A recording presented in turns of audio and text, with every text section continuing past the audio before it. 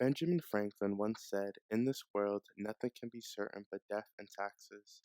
Death is an obvious thing that is certain in life, but taxes are different.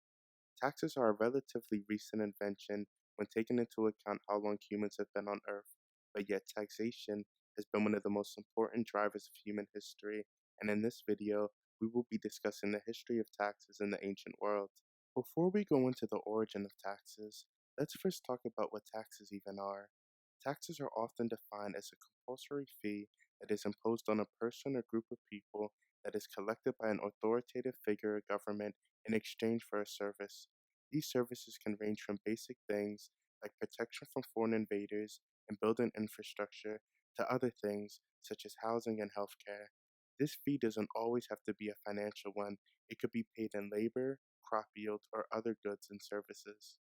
Like many things, the first tax in recorded history can be found from the Old Kingdom period in Egypt from around 3000 to 2800 BC. This tax was a tax on grain, where each peasant had to give the pharaoh one-fifth of their total crop yield. If the peasants could not afford to pay this, then they had to provide forced labor to the state, which often meant working on construction projects for whoever was in charge at the time. Egypt kept detailed tax records, and in fact, a lot of the oldest written documents that we have today are tax records or records of business transactions. Similarly, the Hittite king also charged a tax in the form of grain and stored grain in massive silos to display their wealth.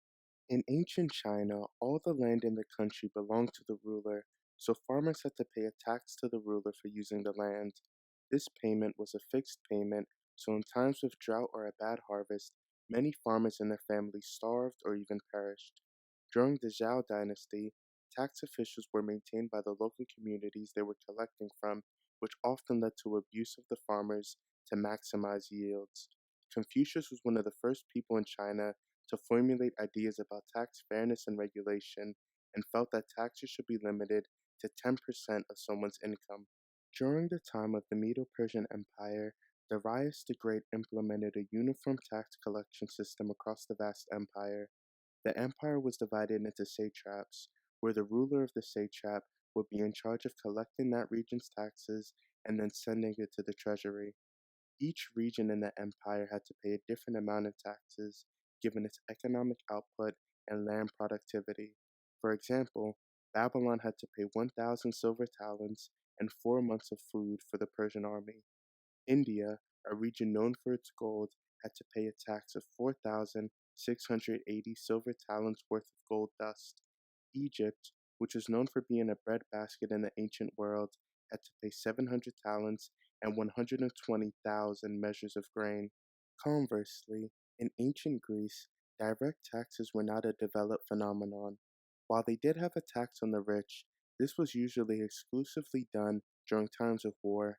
Some direct taxes on the wealthy also went to public construction works, which they happily paid and often bragged about how much money they paid in taxes to contribute to these public projects and to the war effort.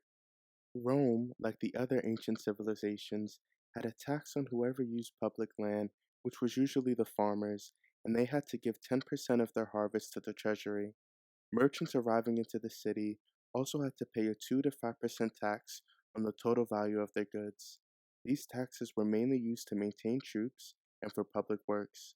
The Roman Republic had a similar tax system to the Persians, where a tax collector, known as a tax farmer, would collect taxes from their region and then turn over the correct amount of funds to the treasury. Julius Caesar was the first to implement a flat sales tax on anything you sold, and this was 1%. Under Augustus Caesar, this rate was increased to 4%. Under Augustus, a direct income tax was implemented, which was a direct tax on someone's wealth, but this was scrapped as it was too difficult to enforce. After the implementation of taxes, the next prominent thing to happen in the history of taxes is Magna Carta in medieval England in 1215. With Magna Carta, the power a monarch had to increase or change taxes was limited for the first time and needed approval of the Common Council of the kingdom. This very document inspired the American colonists to rise up against what they saw as unfair taxes levied against them without proper representation, leading to the American Revolution. Throughout history, we find that taxes are often the source of tension between those in power and those forced to pay the taxes. So when you look at your bill or work check, just know that people throughout the centuries of human civilization have felt the same pain you do. Thanks.